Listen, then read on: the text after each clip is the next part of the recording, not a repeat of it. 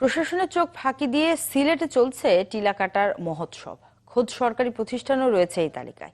বিশেষজ্ঞরা বলছেন, একের পর এক টিলা কাটার ফলে ভারসাম্য হারাচ্ছে পরিবেশ আর হুমকির মুখে পড়ছে জীববৈচিত্র্য। এজন্য পরিবেশ অধিদপ্তরের গাফিলতিকে দুষছেন তারা। যদিও কর্তৃপক্ষের দাবি, পরিবেশ ধ্বংসে জড়িতরা কেউ ছাড় পাবে না। এভাবেই চলছে টিলা কাটার মহোৎসব। সিলেট মহানগরী ছাড়াও টিলাগড়, খাদিমপাড়া, খাদিমনগর, বিমানবন্দর থানাসহ বিভিন্ন এলাকায় কাটা পড়ছে টিলা। সেই জায়গায় গড়ে তোলা হচ্ছে বাসাবাড়ি এবং নানা স্থাপনা। বিশেষজ্ঞরা বলছেন, একের পর এক টিলা কাটার কারণে হুমকির মুখে পড়ছে পরিবেশ ও জীববৈচিত্র্য, বাড়ছে তাপমাত্রাও। প্রকৃতি তার প্রাকৃতিক যে ভারসাম্য সেটা হারিয়ে ফেলছে। সর্বোপরি আমরা যেটা দেখছি যে আমাদের জলবায়ু পরিবর্তন হয়ে আমাদের পুরো ধরিত্রীকে একটা বিরূপ পরিস্থিতির মুখোমুখি দাঁড় করিয়ে নিচ্ছে।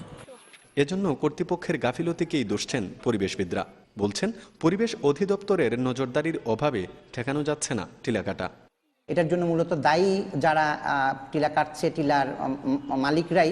এক্ষেত্রে পরিবেশ অধিদপ্তরের গাফিলতি বা প্রশাসনের দুর্বলতায় মূলত এটা কারণ।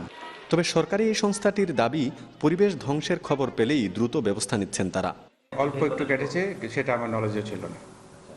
যেইমাত্র আমার নলেজের বিষয়টা এসেছে, আমি সাথে সাথে তাদেরকে এটা কাজ থেকে বিরত রাখার জন্য আমি স্টপ থাকে যেন তারা তাদেরকে ওইভাবে বলছে। অভিযোগের তীর যাদের দিকে যোগাযোগ করেও তাদের কাউকে পাওয়া যায়নি।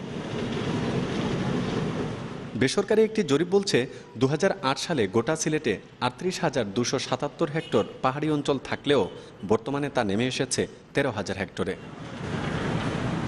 গুলজার আহমেদ, চ্যানেল 24, সিলেট।